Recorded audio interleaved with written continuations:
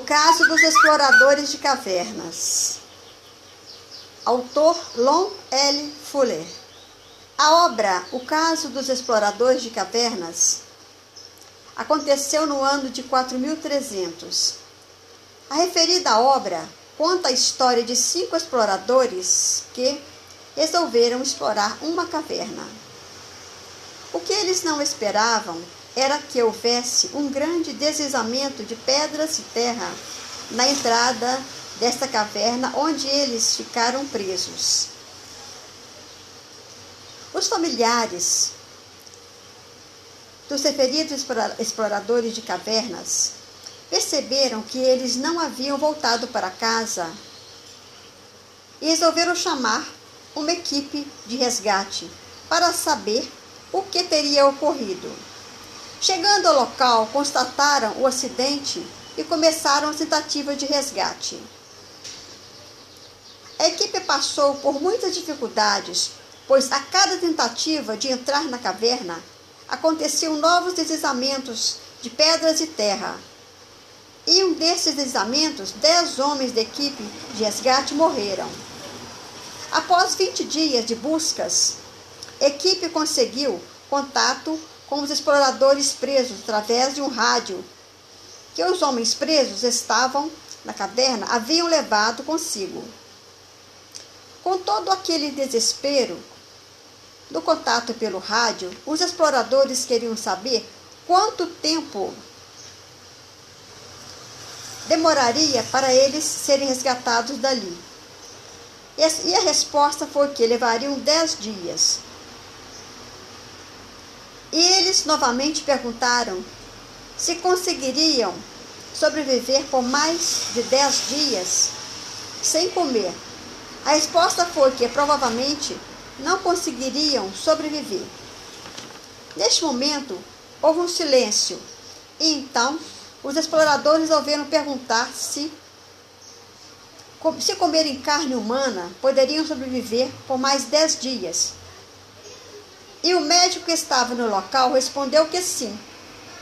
Eles ainda perguntaram se havia um sacerdote que pudesse falar algo sobre aquilo, mas ninguém se prontificou a responder. Um dos exploradores, chamado Roger Wetmore, teve a ideia de tirar a sorte num dado para ver qual dos homens que estavam ali seria sacrificado. Mas, chegando sua vez, ele desiste da ideia e começa a desconversar o que havia sido acordado entre eles. Sai fora do acordo. Mas os outros exploradores que já haviam jogado o dado resolveram dizer não. E contando com a sorte de Roger Wetmore, decidiram jogar o dado em seu lugar.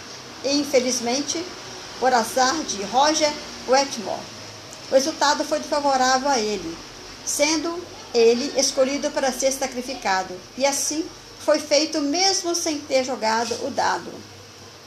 Então, mataram Roger Wetmore e se alimentaram de sua carne. Dias depois, os exploradores foram resgatados, acusados e foram a julgamento. Os 4 sobreviventes foram julgados por 4 juízes. O primeiro juiz, Foster, que não condena os réus, porque, olhando para as leis do país, nenhuma se encaixa no caso, e o juiz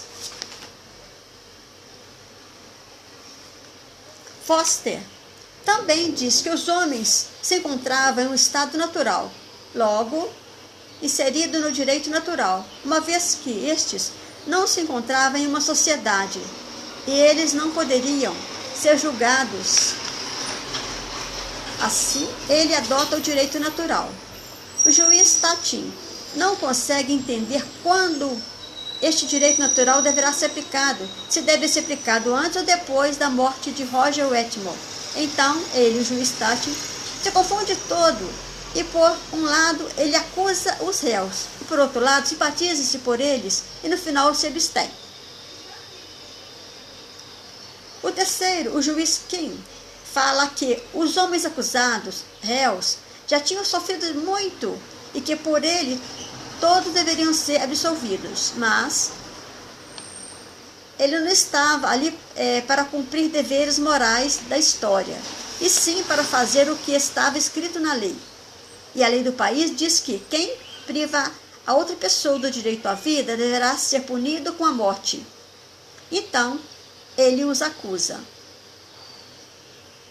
E por fim, o quarto juiz, o juiz Haley, em sua sentença, comenta uma pesquisa feita por um jornal local e diz que 90% da população acredita que os acusados devem ser absolvidos. E aí, ele usou a opinião pública para tomar sua decisão. Ele entende que a opinião pública é relevante e tem senso de justiça e usa isso para absolver os réus. No final da história, a Suprema Corte fica dividida e resolve manter a primeira decisão do tribunal e condena os acusados à pena de morte.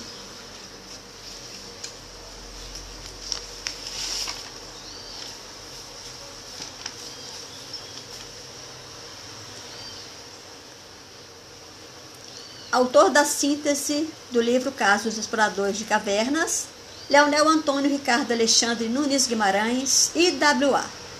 Técnico em contabilidade, músico, empresário, personalidade esperafelicense na área de música e artes plásticas. Autor do livro Os Novos Horizontes, membro vitalício da IWA, International Writers and Artists Association dos Estados Unidos, como músico e artista plástico.